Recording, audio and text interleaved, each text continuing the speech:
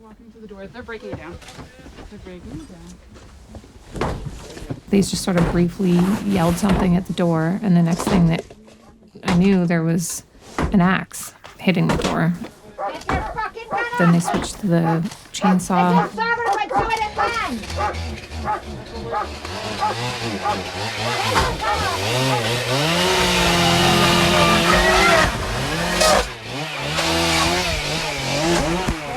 Even scarier than the axe and the chainsaw was when the weapon came through the door, and every other person in there besides myself and Michael had their hands in the air. I said back up. I'm not going to ask you again. Listen, where do you want me to back up to? You're under arrest. Come on out.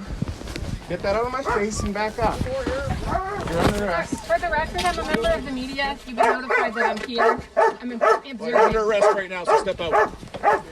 You're under arrest. Yeah, you're under arrest.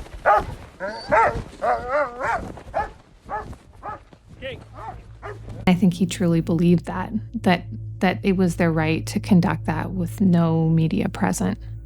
Our job as journalists, especially at the Narwhal, the way that we, have positioned ourselves to report on energy and environment issues, we really feel like we're telling some of the most important stories of our moment. By the RCMP taking Amber away, removing her from the territory, preventing other journalists from being there to document those events, you create an abyss in the public record. It sets a really dangerous precedent if RCMP or really any powerful institution in our society is determining what stories journalists get to tell, especially when force and violence are happening, especially when there are snipers and axes and chainsaws being used to break down a door. Any door, don't we want a journalist there to be photographing that?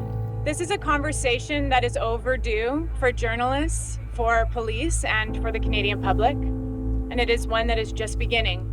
We are stepping forward, but we are not alone. The truth is, we would really rather not be here today. The lawsuit we filed this morning aims to establish meaningful consequences for police when they interfere with the constitutional rights of journalists covering events in injunction zones. Ultimately, this is a fight for all Canadians because, as the saying goes, democracy dies in darkness. Journalism is an essential part of a healthy democracy. And when journalists can't do their jobs, when journalists can't be there to hold police accountable, then that undermines democracy for all of us. It's ultimately about the public's right to know. It's about the public's right to know what happens behind police lines, what happens on the land, what happens in cases of Indigenous conflicts.